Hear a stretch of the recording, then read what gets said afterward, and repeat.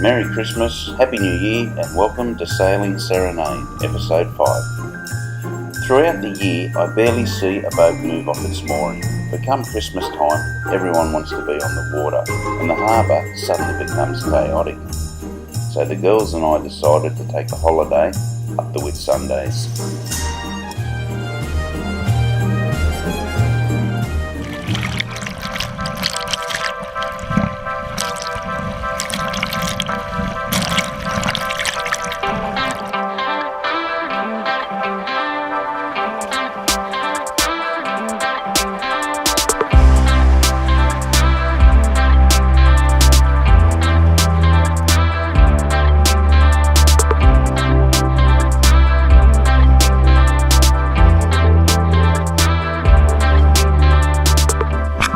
Sailing these little hobby cats are a little bit different to sailing a 54-foot yacht, but the enjoyment is truly the same. I was only missing an esky full of beer.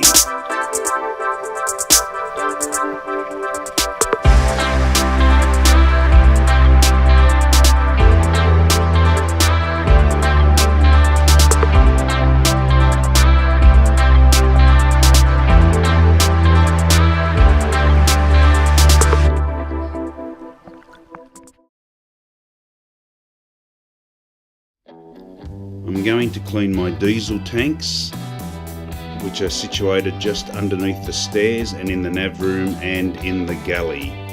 So the girls and I went out once outside the heads to whale watch, and in a 2 metre swell it stirred up all my fuel tanks, and any sludge or bacteria, fungus that was growing in there stirred up and got sucked in through the filters of Serenade, and eventually the engine came to a halt. Now 2 metre swells got worse, got a lot windier, the girls became seasick, so I actually had to ask for help and get pulled back to my mooring. So that's the reason why I decided I'm going to have to clean my fuel tanks out before I go out sailing again.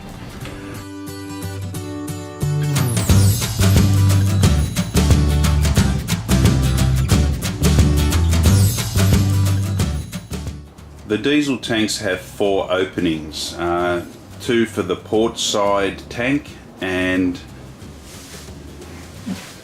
2 for the right side tank, port and starboard.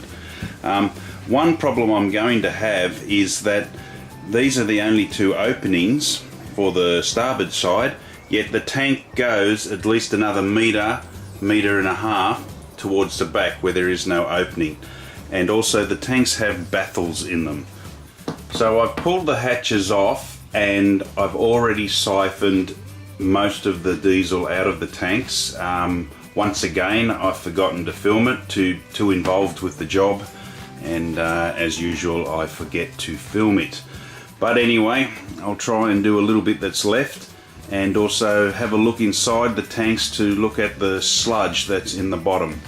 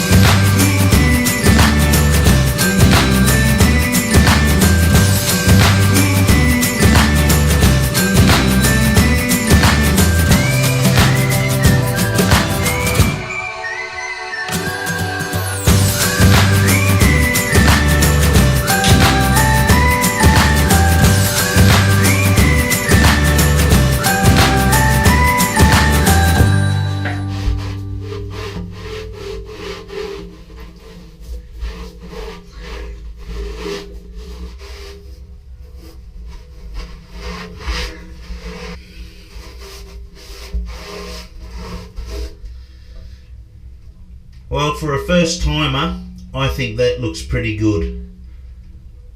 I know self-praise is no recommendation, but that's a good job. When I filled the tanks up with diesel, I mixed a fuel additive to it, Dr. Fuel. So this is the swinging arm sensor. I had these on the water tanks I mentioned in episode 3 and replaced them with the Weimer, which were the rods that's floating. So I'll do the same with the fuel gauge as well, but pretty much that's how it works.